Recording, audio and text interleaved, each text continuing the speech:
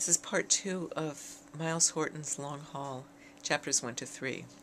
I'm just taking up where we left off regarding Myles Horton's discussion of how he became more knowledgeable and thoughtful about classism and the way workers are treated and thought of. So he talks about how he became more involved in union activities. He spoke to mill workers near his college, Cumberland University, and he became more conscious. He was talking to miners who were also organizing unions. The mill owner, John Edgerton, became very angry when he heard that this young college boy was talking to his workers, and he reported him to the college president.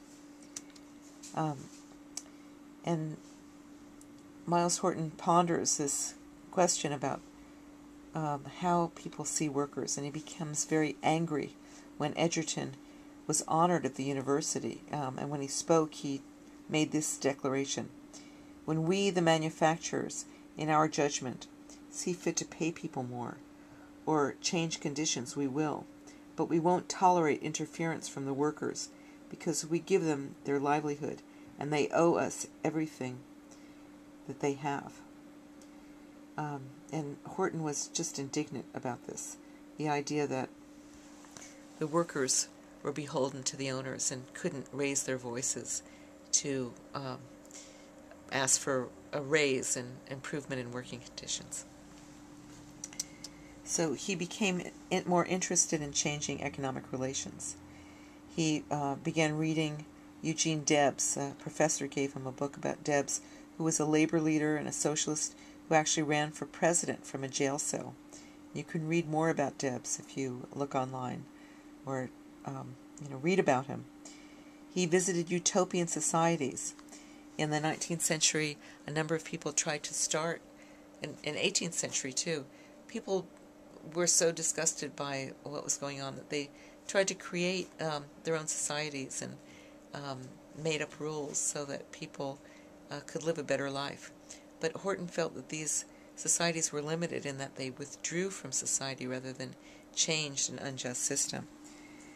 He thought about religion, and he decided that he really felt that Jesus was a model of someone who spoke up against injustice, and in that way he inspired Horton and saw Jesus as a positive model. He was angered by the violence of poverty and the rule of law that was backed up by institutional violence of the police. So here he is, thinking about religion and the role of religion and the role of, workers' rights and unions and education. So he began believing in the idea of nonviolent change. He felt that the minority should use the strategy of education and speech to create change, that education was a vehicle not just for an individual path to success, but mass empowerment. And he felt this way because he thought that he saw that the system was really backed up by police, and that when people tried to do something,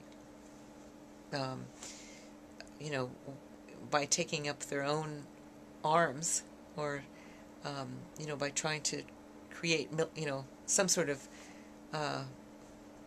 strong change, that the system would go against them. So he turned to education and ideas as a way to empower people to transform society. And in this he was similar to Paulo Freire, who's often discussed in relationship to Myles Horton. But you can see the development of the Highlander Society here. His idea is that people need to act for themselves. Charity and philanthropy are not the answer. People remain poor in the Appalachians despite all the missionary contributions. The question he felt was really how to put social justice and love together.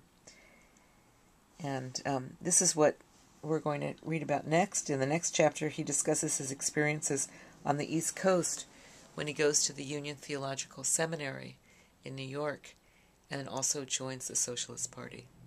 So go ahead and keep reading, and we'll have a chance to discuss this book. Thank you.